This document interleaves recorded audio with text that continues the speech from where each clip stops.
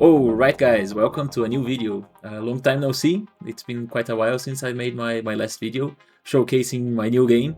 Been working a lot, both in my real life day-to-day job as well as working on the game, so not much time to make videos. But you guys don't care about that. What you want to see is the actual game. So let's get right into it and I'll show you guys how far we've come. The game is getting close to release. It's going to be participating in the October Steam Fest Next Fest. Yeah, very excited for that. I'm going to make a special announcement and video when it comes out in Next Fest, but wait for it. It's going to be in October. And hopefully, if everything goes well, I'll be finishing the Rio game by December. So yeah, let's get right into it. Let me show you guys the actual game. It's getting very nice. I'm very proud. So yeah, hope you enjoy. Alright, so here we are at the army building screen. So this is a very important screen, I guess the most important part of the whole game, because it's where you build your army. And since the game is all about building the army and letting the units do what they do automatically, you more observe than anything, this is where the actual gameplay happens. So here's where you build your actual army. Here's how it works. So here in the battle matrix is where you select the units that you want to go into battle. So for example, I already have the attacker and the builder selected, and they're basically always selected because the attacker is the standard pawn. You always have to have it because it's so cheap and captures command points and does whatever. And also the builder because it's very, very important for your economy.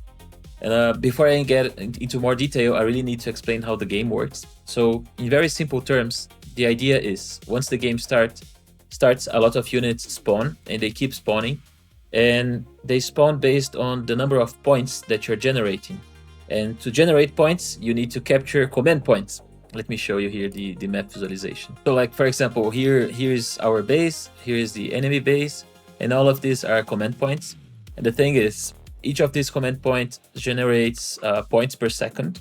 And so the more of these command points that you have captured, the more points you will generate and the more units you will be able to spawn. So it's very important that you capture as many of them as fast as possible to really get your economy going. And the builder, it goes to those captured command points and upgrades them. And then you can basically from there on you can include any unit you want in the army. For example, you can have the shield tank.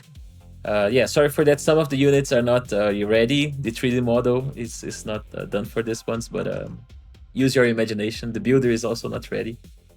But so the shield tank basically generates this huge, massive shield around all units, just like the droids versus Jar Jar Binks in the Phantom Menace. You also have the Roller, which is like a Droidka unit, and you have the Cyber Saber Duelist, which is like a Jedi.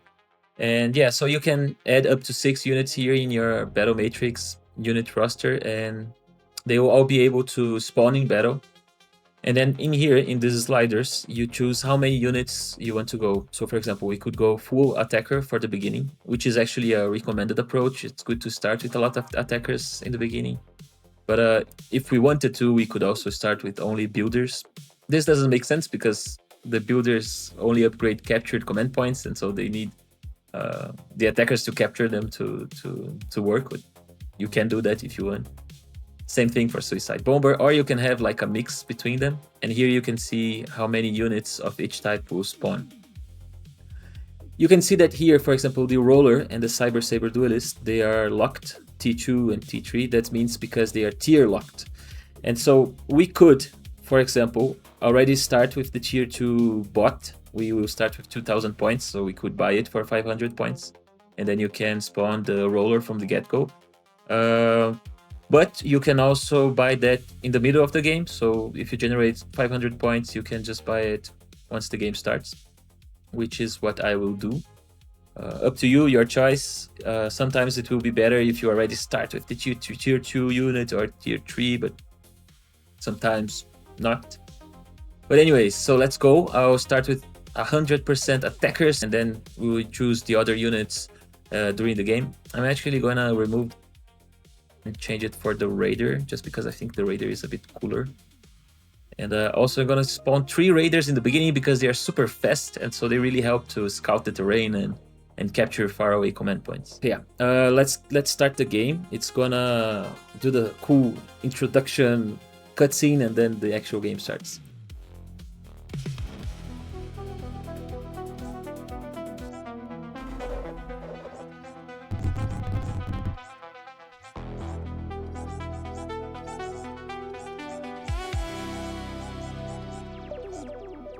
Alright, so we are in. I'm gonna lower the game sound a bit. And so just pause real quick here to show. So here's our base, 3D model pending. It's gonna be a better looking base in the future. Here are our units. So here is our 119 attackers that we spawned. The enemy is going to be in the other side of the map, over here. And so here are the enemy units, also simple only attackers. And then these white units here, they are like pirates. They defend neutral command points. So like all of this, here's a command point, here's a command point. All of these are protected by some pirates. You can turn them off or on or spawn more pirates or less. It's just that I think they help to slow down the early game a bit, so that you take a little bit more time to face the actual enemy and you can build your base a little bit better with the builder and so on. But yeah, what else? I'm just gonna let the game roll for a bit. One important thing, here in the left corner, left top corner, is the current points that we have.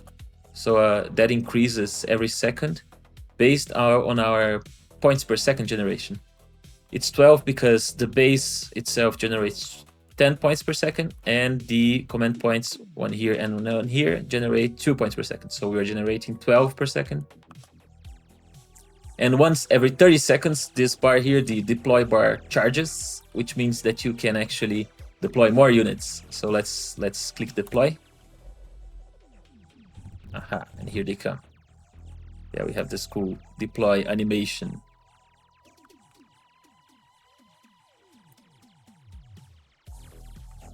As you can see, the units are fighting. They are still fighting the pirates, trying to capture command points. Something that I really like about this game is the laser effects. So it took a long time for me to actually make them look good, but I'm very proud of how they look, because I think it's looked very much like Star Wars lasers, like Clone Wars. The main inspiration for this game is clearly Star Wars, Clone Wars most of all, but in a retro-futuristic Arc Raiders kind of style. Here you have the battle map, and so you can see a little bit better how the game is going. So for example, we can see the resource flow. These are the command points that are giving me money. You can also see the faction control. So here are the command points that we have conquered. I'll click deploy here to spawn a little bit more units. We will need a bit more builders. So I'm gonna go out to deploy and spawn some builders. Here you have like the combat heat map, which shows the areas that have had a lot of combat and so on. Yeah, it's just I think a cool feature. I really like this mini map. It looks like a raider with the friendly and enemy units. Let's keep the resource flow on. Okay, so here are the builders. Here they come.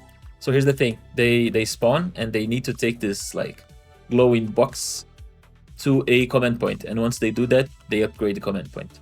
If they die in the way, they lose the box. And this is a command point, as you can see. So if you see here, now it's level 2, and so I think level 2 gets 2 points per second, and then level 5 even more, and so on. We're really losing this battle because I forgot to play for a while. But this is more of a demonstration. So now this time I spawned a shield tank together with the units. The shield tank is awesome. It's very useful. You should, every chance that you have to bring it, I think you should bring it, because it really helps making the attackers live a lot longer, and so they can shoot while being protected by the shield. Here, can you see it? Here it is. So yeah, it creates this dome, generates it, and so the friendly units can shoot through it, but the enemies can't until they destroy it, and so the units become really protected. It's just like a big tanker that protects the units. Yeah, maybe they actually won't be able to destroy the shield. That's very uncommon. It's very rare. Wasting so much time of the video. Oh, here it goes. Okay, that's what I wanted to show. You guys saw the animation of the shield being destroyed, and here it goes again.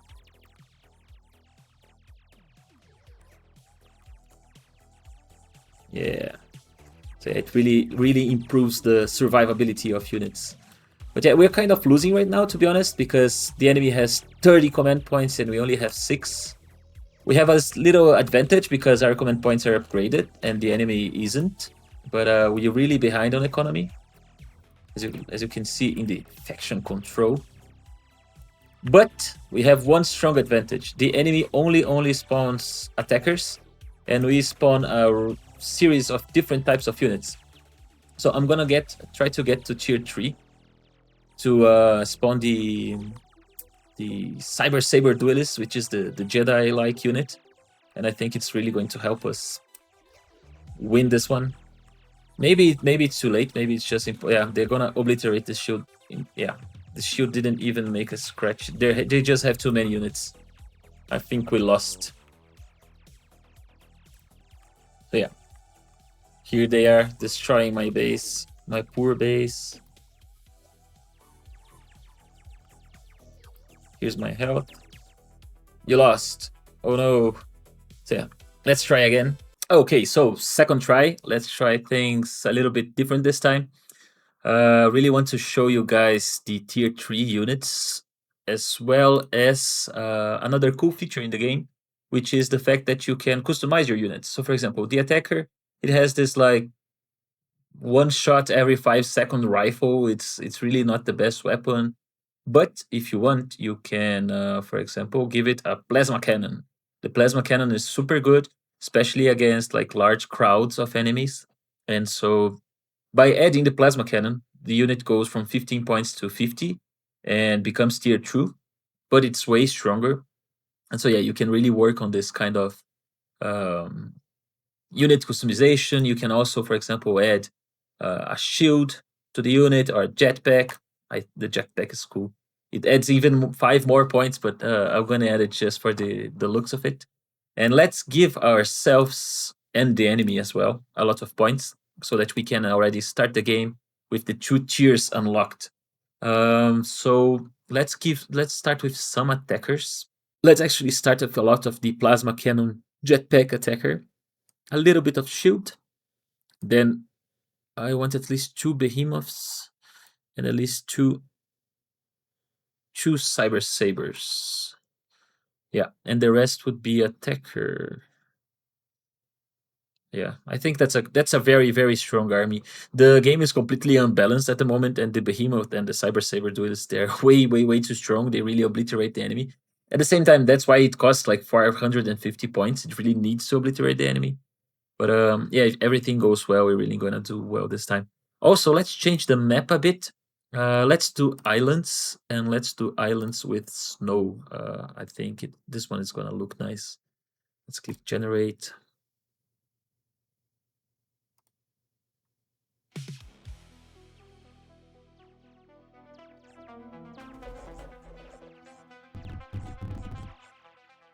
What?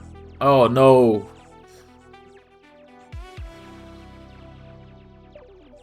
That's a real weird bug.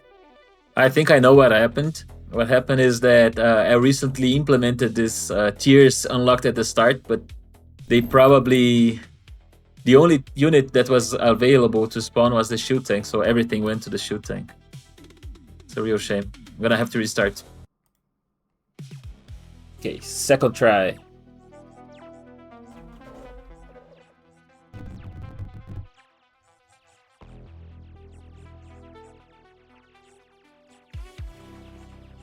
Upgrade to the tier 2 in the middle of the game, but that's no problem. So yeah, this is the snow map. As you can see, we have this cool snowy trees. Let's see how the enemy is doing against the pirates. I forgot to mention, but you can change the CRT level over here.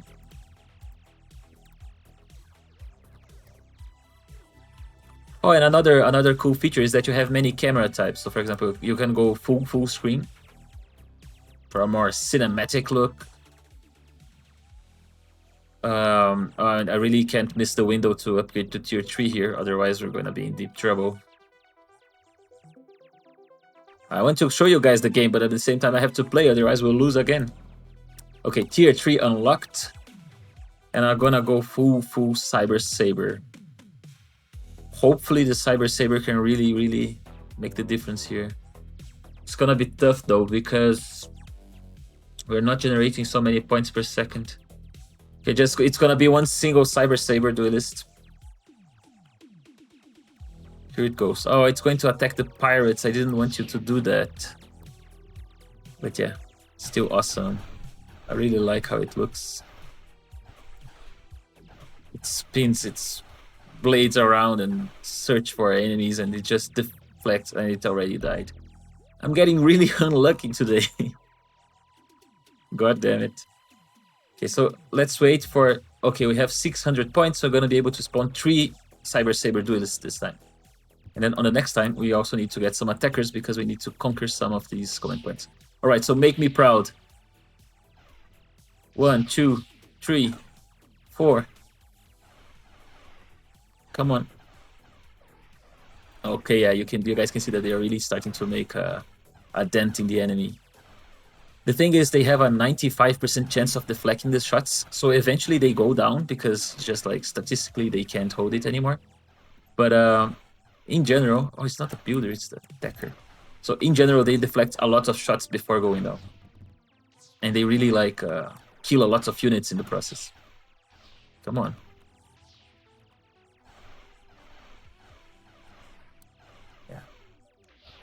I don't want to say it, but I think it is my favorite unit. I really like the Cyber Saber duelist.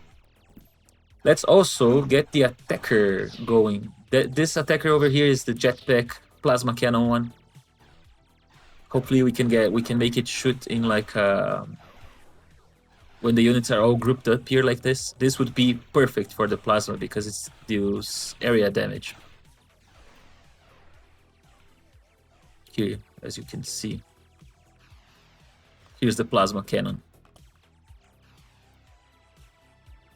Yeah, I'm just gonna leave it on auto deploy for a while I show you guys the camera types. So as I showed, we have the full screen, but then you also have, for example, the 4 camera types, which is like this one. I think it's very cool. It's like a helicopter camera showing the battle from far away. You can see me losing from far away. This is the standard camera. Then here you have like a camera, like a GoPro camera that follows the units around. Come on, I'm losing again. It's very hard to show your game and play at the same time, alright? Here you have the stats. So as you can see, the enemy has a clear advantage in points or command point control. Army value. Yeah, my base is about to get destroyed. Oh boy. One last try. Don't mind the units have bugged here. Let's do it again. Both tiers unlocked. Maybe. Yeah, I think so. But let's reduce the pirates this time. They're really making me nervous. I can show you guys the desert map and then plains. Yeah, once that is done, because this time we're gonna win for sure. I guess the video is over. So yeah, let's dance. Yeah, cool desert map. Thank you.